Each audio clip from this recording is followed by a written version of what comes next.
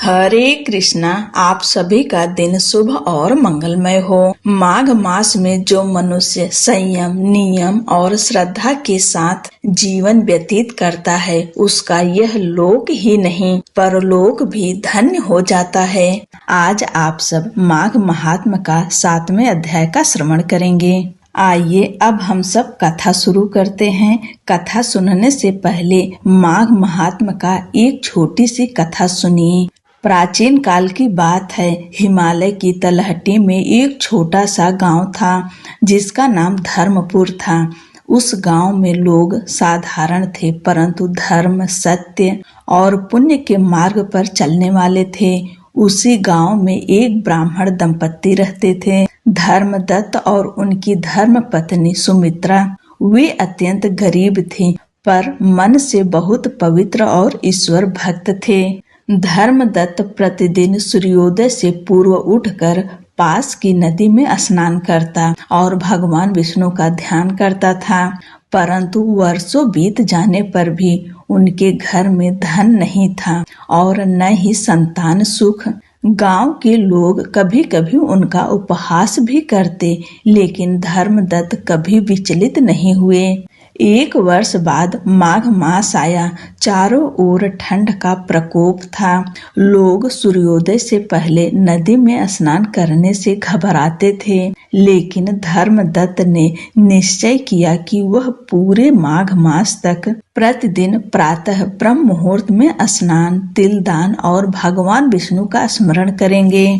उसने अपनी पत्नी सुमित्रा से कहा, हे देवी, शास्त्रों में कहा गया है कि माघ मास में किया गया एक दिन का पुण्य भी सहस्त्र गुना फल देता है। सुमित्रा ने सहमति दी और दोनों पति पत्नी माघ स्नान व व्रत में लग गए। कई बार ऐसा हुआ कि नदी का जल अत्यंत शीतल था, हाथ पैर सुन्न हो जाते थे, शरीर कांपता था। भोजन के लिए घर में कुछ नहीं होता, फिर भी दोनों पति पत्नी एक समय भोजन और वह भी बिना नमक के करते थे। एक दिन एक वृद्ध साधु उनके घर आए। सुमित्रा ने उन्हें अपने हिस्से की रोटी दे दी और स्वयं भूखी रह गईं। साधु प्रसन्न हुए और बोले, वत्स, तुम दोनों का पुण्य अपार है। माघ मास की यह सेवा निष्फल नहीं जाएगी। माघ पूर्णिमा की रात्रि को धर्मदत्त ने स्वप्न में भगवान विष्णु को देखा। श्री हरि ने कहा, हे धर्मदत्त, तुम्हारा माघ मास का व्रत, स्नान और दान मुझे अत्यंत प्रिय हुआ।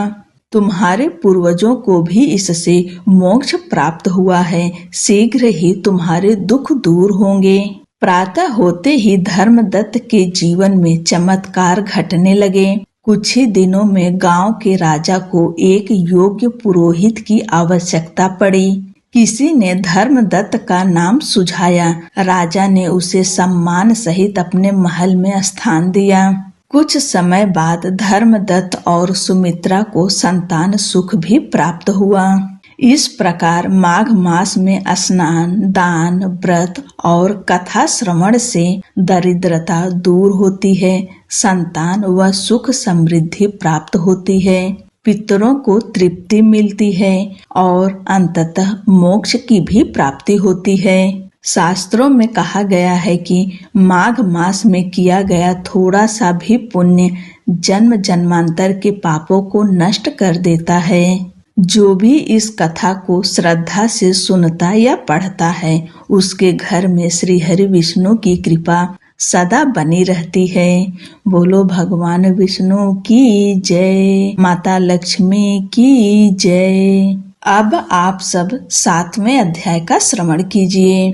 चित्रगुप्त ने उन दोनों के कर्मों की आलोचना करके दूतों से कहा कि बड़े भाई कुंडल को घोर नरक में डालो और दूसरे भाई विकुंडल को स्वर्ग में ले जाओ जहाँ उत्तम भोग है। तब एक दूत तो कुंडल को नरक में फेंकने के लिए ले गया और दूसरा दूत बड़ी नम्रता से कहने लगा कि हे विकुंडल, चलो तुम अच्छे कर्मों से स्वर्ग को प्राप्त होकर अनेक प्रकार के भोगों को भोगो।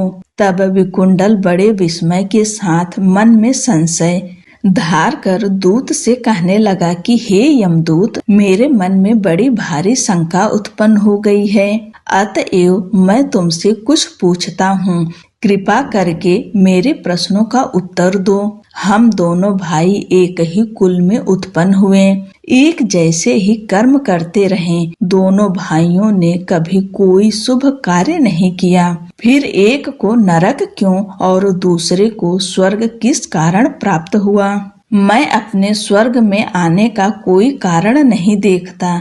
तब यमदूत कहने लगा कि हे विकुंडल, माता पिता, पुत्र पत्नी, भाई बहन से सब संबंध जन्म के कारण होते हैं और जन्म कर्म को भोगने के लिए ही प्राप्त होता है। जिस प्रकार एक वृक्ष पर अनेक पक्षियों का आगमन होता है, उसी तरह इस संसार में पुत्र, भाई, माता, पिता का भी संगम होता है।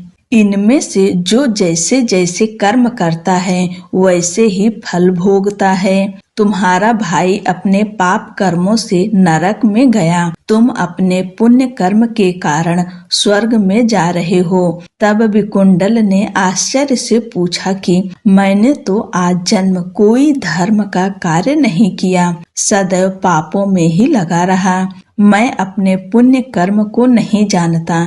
यदि तुम मेरे पुण्य के कर्म को जानते हो तो कृपा करके बताइए। तब देवदूत कहने लगा कि मैं सब प्राणियों को भली भांति जानता हूँ, तुम नहीं जानते। सुनो, हरिमित्र का पुत्र सुमित्र नाम का ब्राह्मण था, जिसका आश्रम यमुना नदी के दक्षिणोत्तर दिशा में था। उसके साथ जंगल में ही तुम्हारी मित्रता हो गई और उसके साथ तुमने 2 बार माघ मास में श्री यमुना जी में स्नान किया था।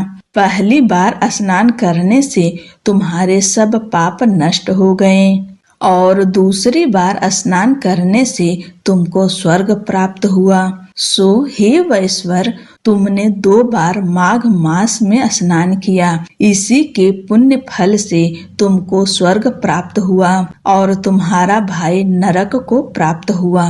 दत्तात्रेय जी कहने लगे कि इस प्रकार वह भाई के दुखों से अति दुखित होकर नम्रता पूर्वक मीठे वचनों से दूतों से कहने लगा कि हे दूतों, सज्जन पुरुषों के साथ 7 पग चलने से मित्रता हो जाती है और यह कल्याणकारी होती है। मित्र प्रेम की चिंता न करते हुए तुम मुझको इतना बताने की कृपा करो कि कौन से कर्म से मनुष्य यमलोक को प्राप्त नहीं होता, क्योंकि तुम सर्वज्ञ हो। आज की कथा यहीं पर समाप्त होती है। आगे की कथा अगले की वीडियो में सुनेंगे। तब तक के लिए जय श्री कृष्णा, राधे राधे।